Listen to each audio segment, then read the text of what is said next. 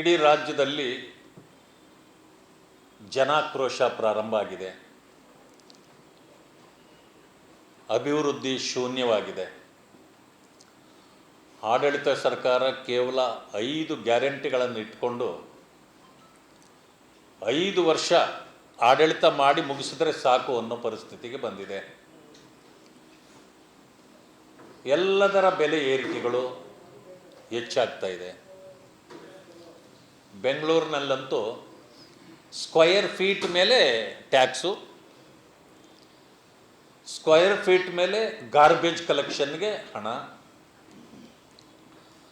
ನಿಮ್ಮ ಮನೆಯಲ್ಲೇ ನೀವು ವೆಹಿಕಲ್ ನಿಲ್ಲಿಸಿದ್ರೂ ಟ್ಯಾಕ್ಸು, ನೀರಿಗೂ ಕೂಡ 1 ಲೀಟ್ರಿಗೆ 1 ಪೈಸಾ. ಹೀಗೆ ಬೆಂಗಳೂರಿನಲ್ಲೂ ಆಗ್ತಿದೆ, ಇಲ್ಲೇನಾಗ್ತಿದೆ ಗೊತ್ತಿಲ್ಲ. ಆದರೆ ಇಡೀ ರಾಜ್ಯದಲ್ಲಿ ಒಂದು ಗೊಂದಲದ ವಾತಾವರಣ ಇದೆ. ಈ ಕಾರಣದಿಂದ ಜನ ಆಕ್ರೋಶಗೊಂಡಿದ್ದಾರೆ.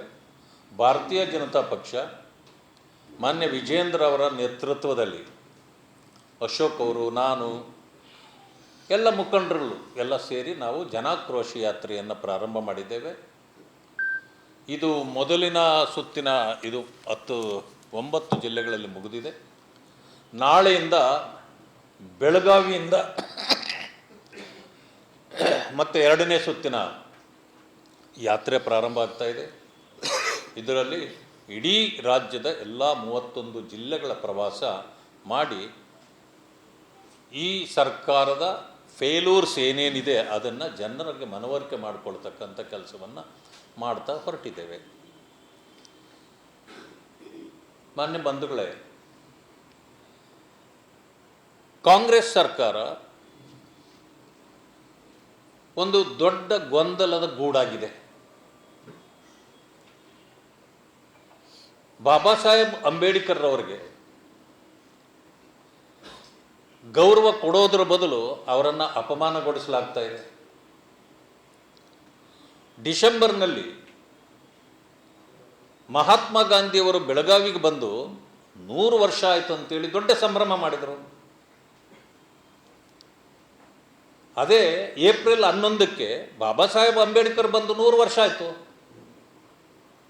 ಅದನ್ನು ಅವರು ತಿರಸ್ಕಾರ ಮಾಡಿದರು. ಆದರೆ ಬಾಬಾ ಸಾಹೇಬ್ ಅಂಬೇಡ್ಕರ್ ಅವರಿಗೆ ಇಡೀ ದೇಶದಲ್ಲಿ ಭಾರತೀಯ ಜನತಾ ಪಕ್ಷ ಮೋದಿಜಿಯವರ ನೇತೃತ್ವದಲ್ಲಿ ನಾವು ಹೆಚ್ಚಿನ ಗೌರವವನ್ನು ಕೊಡ್ತಕ್ಕಂಥ, ಆ ಸಮುದಾಯಗಳಿಗೆ ಹೆಚ್ಚಿನ ಗೌರವವನ್ನು ಕೊಡ್ತಕ್ಕಂಥ ಕೆಲಸವನ್ನು ಮಾಡ್ತಿದ್ದೇವೆ. ಆ ಕಾರಣದಿಂದ ಬಾಬಾ ಸಾಹೇಬ್ ಅಂಬೇಡ್ಕರ್ ಅವರು ನಿಪ್ಪಾಣಿಗೆ ಬಂದ ಈಗ 100 ವರ್ಷದ ಸಂಭ್ರಮವನ್ನು ಭಾರತೀಯ ಜನತಾ ಪಕ್ಷದ ನೇತೃತ್ವದಲ್ಲಿ ನಾವು ಮಾಡ್ತಿದ್ದೀವಿ. ನಿನ್ನೆ ಮಾನ್ಯ ಮುಖ್ಯಮಂತ್ರಿಗಳೊಂದು ಮಾತನ್ನು ಹೇಳಿದ್ದನ್ನು ನಾನು ಕೇಳಿದೆ. ಬಾಬಾ ಸಾಹೇಬ್ ಅಂಬೇಡ್ಕರ್ ಅವರನ್ನು ಚುನಾವಣೆಯಲ್ಲಿ ಸೋಲಿಸಿದವರು ಸಾವರ್ಕರ್, ಆದರೆ ಕಾಂಗ್ರೆಸ್ಸಿನ ಮೇಲೆ ಆಪಾದನೆ ಮಾಡ್ತಾರೆ ಅಂತ ಹೇಳಿದ್ದಾರೆ. ನಾನು ತಮ್ಮ ಮುಂದೆ ಹೇಳಲಿಕ್ಕೆ ಬಯಸ್ತೇನೆ, ಈ ಮಾತನ್ನು ಮಾನ್ಯ ಮುಖ್ಯಮಂತ್ರಿಗಳು ಖಾತ್ರಿಪಡಿಸಿದರೆ, ಇದಕ್ಕೆ ಸಾಕ್ಷೀಕರಿಸಿದರೆ, ನಾನು ನಾಳೆ ಅವರು ಯಾವತ್ತು ಸಾಕ್ಷೀಕರಿಸ್ತಾರೋ ಆವತ್ತು ನನ್ನ ವಿರೋಧ ಪಕ್ಷದ ಸ್ಥಾನಕ್ಕೆ ರಾಜೀನಾಮೆ ಕೊಡ್ತೇನೆ. ಒಂದು ಸಮಯ ಅವರು ಸಾಕ್ಷೀಕರಿಸಲಿಲ್ಲ ಅಂತಂದರೆ ಮುಖ್ಯಮಂತ್ರಿ ಸ್ಥಾನಕ್ಕೂ ರಾಜೀನಾಮೆ ಕೊಡಬೇಕು, ರಾಜಕೀಯ ಸನ್ಯಾಸ ತೆಗೆದುಕೊಳ್ಬೇಕು. ಈ ಚಾಲೆಂಜನ್ನು ಅವರು ಒಪ್ಕೊಳ್ಬೇಕು. ಅವರು ಮುಖ್ಯಮಂತ್ರಿಗಳು, ಅವರ ಬಗ್ಗೆ ನಮಗೂ ಗೌರವ ಇದೆ, ಬೇರೆಯವರು ಕೂಡ ಗೌರವಿಸ್ತಾರೆ, ಯಾಕೆಂದರೆ ಮುಖ್ಯಮಂತ್ರಿಗಳು ಅಂತ. ಆಮೇಲೆ ಈ ವಿಶೇಷವಾಗಿ ಅವರ ಬಗ್ಗೆ ಜನ ಒಂದಷ್ಟು ಗೌರವ ಮರ್ಯಾದೆಯನ್ನು ಕೊಡ್ತಾರೆ. ಯಾಕೆಂದರೆ ಅವರ ನಡವಳಿಕೆ ಮೊದಲಿಂದ ಹಾಗೆ ಬಂದಿರತಕ್ಕಂಥ ಕಾರಣಕ್ಕೆ. ಈಗೇನಾದರೂ ಮಹದೇವಪ್ಪ ಈ ಮಾತನ್ನು ಹೇಳಿದರೆ, ಬಾಬಾ ಸಾಹೇಬ್ ಅವರೇ ಪತ್ರ ಬರೆದಿದ್ದಾರೆ, ಸಾವರ್ಕರ್ ನನ್ನನ್ನು ಸೋಲಿಸಿದರು ಅಂತ ಪತ್ರ ಬರೆದಿದ್ದಾರೆ ಅಂತೇಳಿ ಪ್ರಿಯಾಂಕಾ ಖರ್ಗೆ ಹೇಳಿದರೆ ಯಾರೂ ಒಪ್ಪೋದಿಲ್ಲ. ಮಹದೇವಪ್ಪ ಹೇಳಿದರೆ ಯಾರೂ ಒಪ್ಪೋದಿಲ್ಲ. ಅದೇ ಮುಖ್ಯಮಂತ್ರಿಗಳಾಗಿರ್ತಕ್ಕಂಥ ಸಿದ್ದರಾಮಯ್ಯನವರು ಹೇಳಿದರೆ ಇರಬೇಕು, ಯಾಕಂದರೆ ಸಿದ್ದರಾಮಯ್ಯ ಆ ರೀತಿ ನಡ್ಕೊಳ್ಳಲ್ಲ, ಸುಳ್ಳು ಹೇಳಲ್ಲ ಅಂತ. ಆದರೆ ಇವತ್ತು ಸಿದ್ದರಾಮಯ್ಯನವರು ಯಾಕೆ ಈ ರೀತಿ ಸುಳ್ಳು ಹೇಳಿದ್ದಾರೆ? ಇವರ ಸುಳ್ಳಿಗೆ ಪ್ರೇರೇಪಣೆ ಯಾರು? ಸದನದಲ್ಲಿ ಒಂದು ಪ್ರಶ್ನೆ ಬಂತು. ಮಾನ್ಯ ಸಚಿವರಾಗಿರ್ತಕ್ಕಂಥ ಪ್ರಿಯಾಂಕ ಖರ್ಗೆ ಅವರು ಒಂದು ಪತ್ರ ತಗೊಂಡು ಬಂದರು. 4 ಪೇಜ್ ಇದೆ, ಅದು ನನ್ನ ಹತ್ರ ಇದೆ ಪತ್ರ ಈಗಲೂ. ಅದು ಕಮಲ್ ಕಾಂತ್ ಅನ್ನೋರು ಒಂದು ಅಂಬೇಡ್ಕರ್ ಅವರಿಗೆ 13/1/52 ಒಂದು ಪತ್ರ ಬರೆದಿರ್ತಾರೆ. ಇವರು 18/1/52 ಅವ್ರಿಗೆ ಪ್ರತ್ಯುತ್ತರ ಬರೀತಾರೆ. ಅದರಲ್ಲಿ ಯಾರೋ ಹೀಗೆ ಹೇಳಿದ್ರು ಅನ್ನೋ ಮಾತು ಪ್ರಸ್ತಾಪ ಆಗಿರುತ್ತೆ. ಅದಕ್ಕೆ ಇರ್ಬೋದು, ನನಗೆ ಗೊತ್ತಿಲ್ಲ. ಅವರು perhaps the Asgaonkar was with me. He was telling that ಯಾರೋ ಇನ್ನೊಬ್ಬರ ಹೆಸರನ್ನ ಹೇಳಿ ಪಾಟೀಲ್ ಅನ್ನೋರು ಹಿಂಗೆ ಹೇಳಿದ್ರು ನನ್ನ ಹತ್ರ ಅನ್ನೋದನ್ನು ಅವ್ರು ಹೇಳ್ತಾರೆ. ಅಂದರೆ ಅವ್ರ ಚರ್ಚೆ ಬರುತ್ತಷ್ಟೇ, ನನ್ನನ್ನು ಇವರು ಸೋಲಿಸಿದ್ರು ಅಂತ ಹೇಳಲಿಲ್ಲ. ಇವರೇನು ಹೇಳ್ತಾರೆ, ಕಮ್ಯುನಿಸ್ಟ್ ಪಕ್ಷದ ಡಾಂಗೆಯವರು ಸಾವರ್ಕರು ಇಬ್ಬರು ಒಟ್ಟು ಸೇರಿ ನನ್ನನ್ನು ಸೋಲಿಸಿದ್ರು ಅಂತ ಅಂಬೇಡ್ಕರ್ ಅವರೇ ನೇರವಾಗಿ ಬರೆದುಬಿಟ್ಟಿದ್ದಾರೆ ಅಂತ ಹೇಳ್ತಾರೆ ಪ್ರಿಯಾಂಕ ಖರ್ಗೆ ಅವರು ಹೇಳಿ. ಆದರೆ ನೀವು ಪ್ರಿಯಾಂಕ ಖರ್ಗೆ ಅವ್ರನ್ನ ಒಬ್ಬ ಮುಖ್ಯಮಂತ್ರಿಯಾಗಿ ನೀವು ಅವ್ರನ್ನ ಆದರ್ಶ ಅಂತ ಪಾಲಿಸ್ತೀರಿ ಪ್ರಿಯಾಂಕ ಖರ್ಗೆ ಅವ್ರನ್ನ, ಅಥವಾ ಪ್ರಿಯಾಂಕ ಖರ್ಗೆ ಅವ್ರನ್ನ ನಿಮ್ಮ ಗುರುಗಳಾಗಿ ಮಾಡ್ಕೊಳ್ತೀರಿ?